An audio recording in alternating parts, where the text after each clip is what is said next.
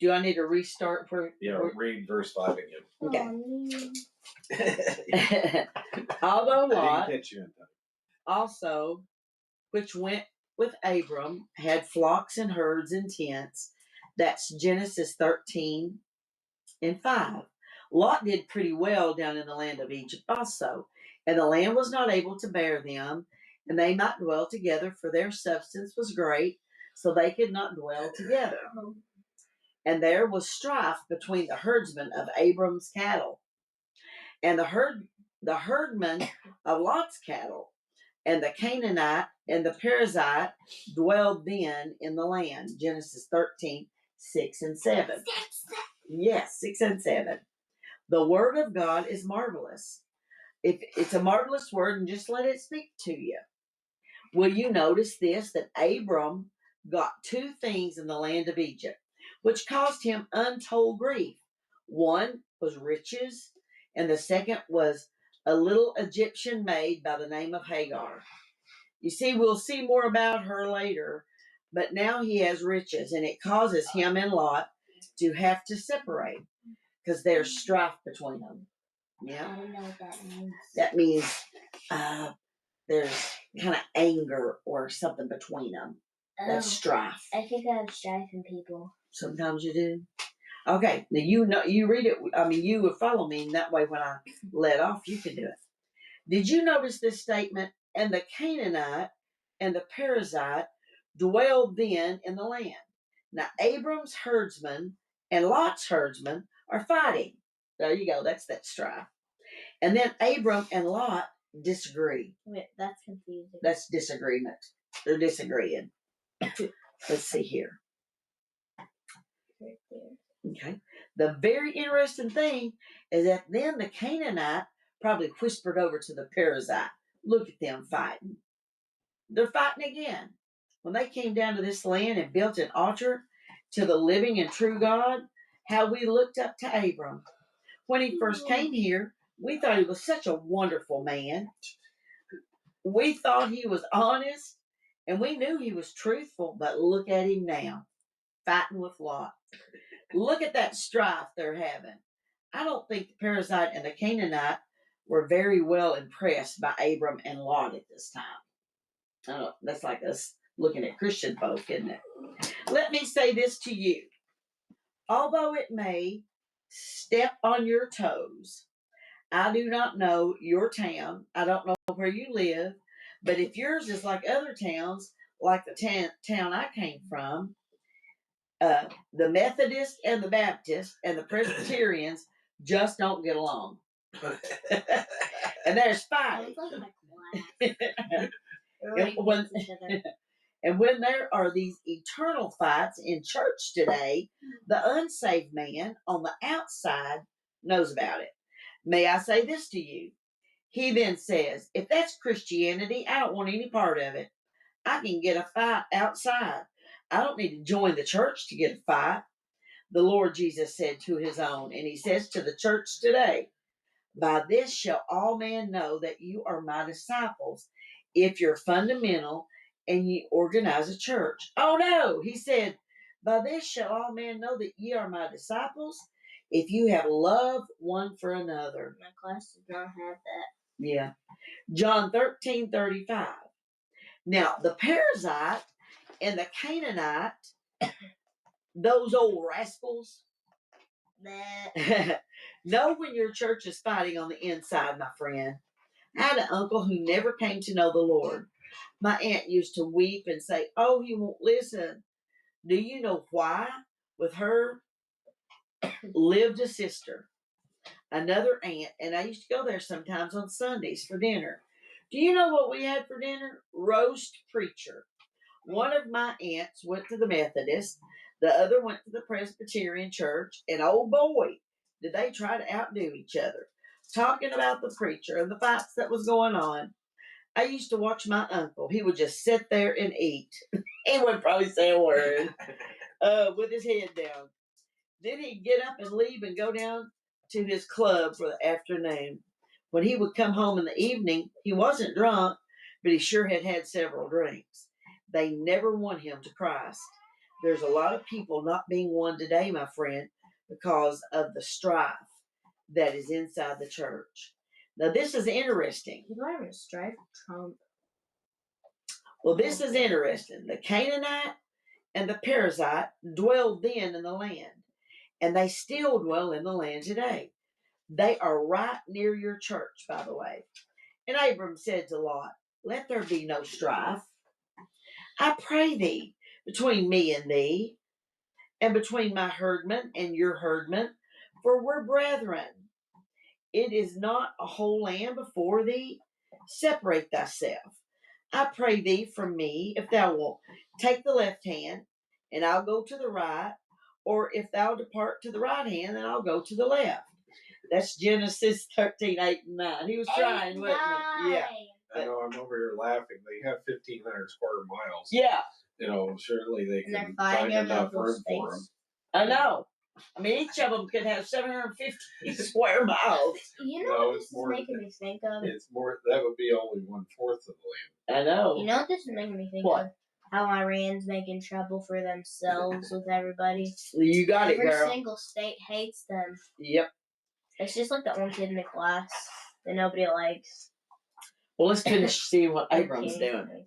It is Abram who makes this division.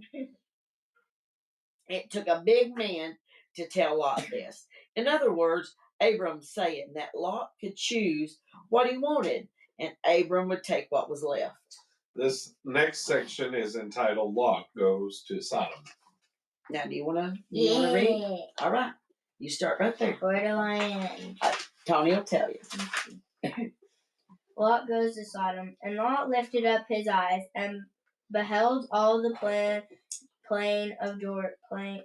Is it plain? Plain.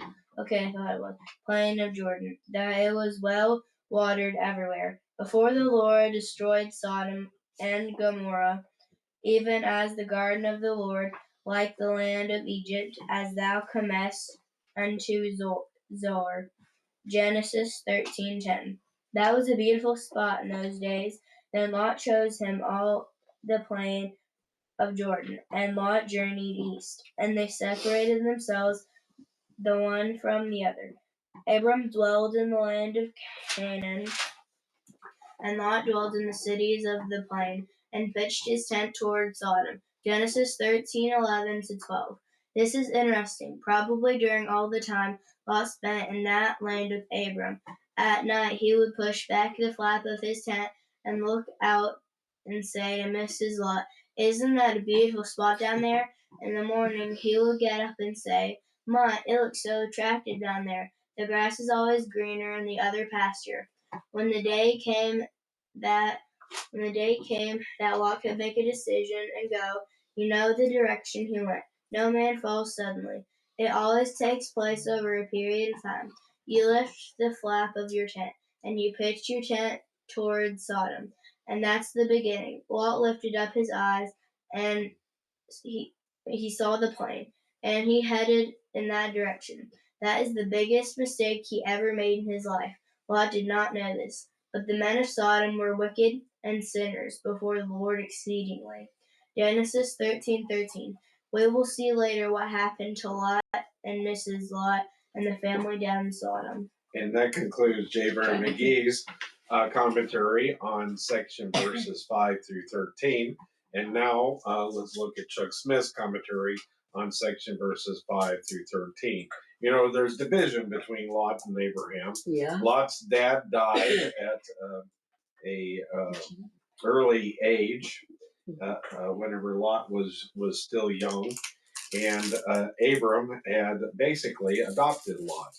You know, there's strife between their servants. It was not too long after the flood. The African Rift was caused by the flood. The Dead Sea was fresh then.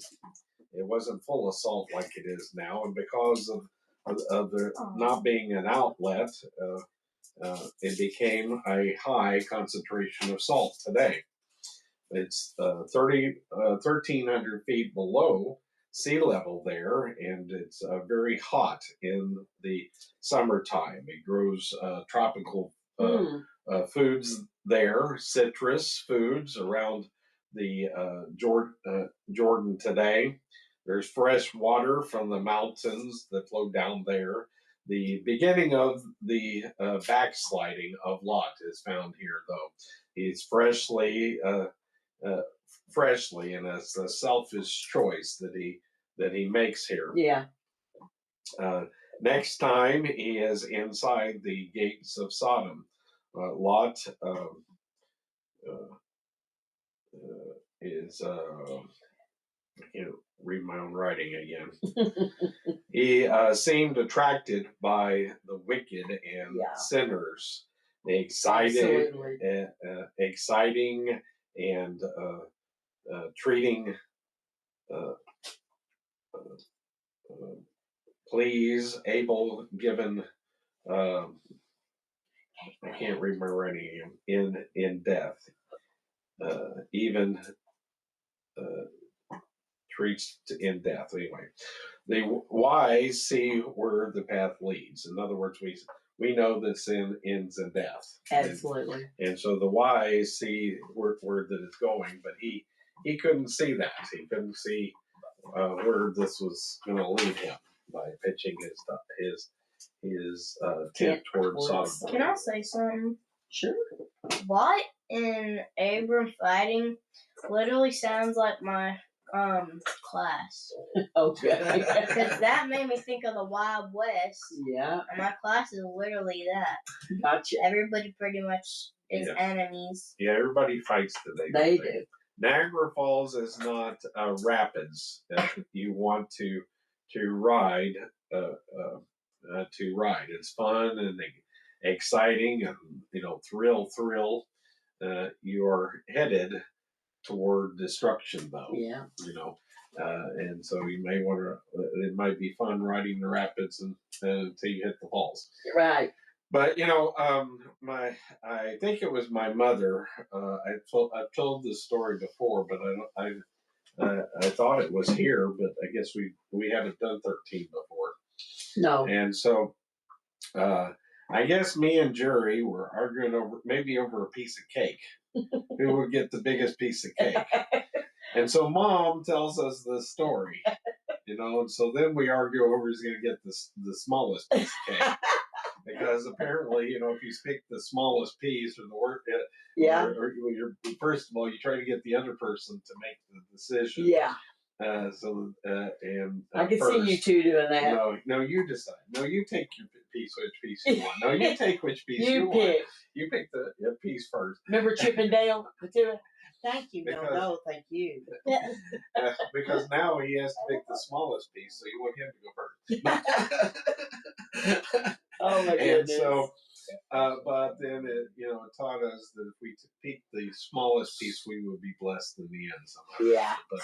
Yeah. But I've never forgotten that. In growing up, I wasn't probably Hopi's age. I was probably like 7 or 8 or something.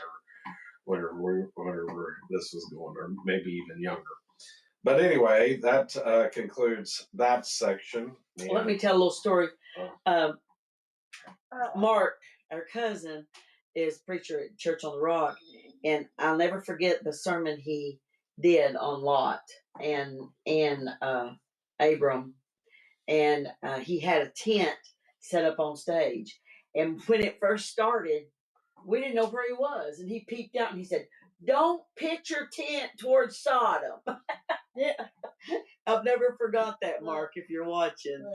And because that's not a good thing to pitch your tent towards Sodom. I don't know what that means, but that because Sodom was not good. In what we just read, it said that Lot pitched his tent towards Sodom. Right. And the next time we turn around, he's living in Sodom. Yeah. It's not a very good place. Right. It's kind of like living in Los Angeles or bad place. Bad place. Vegas. All right. Now let's do this next one. That concludes that section.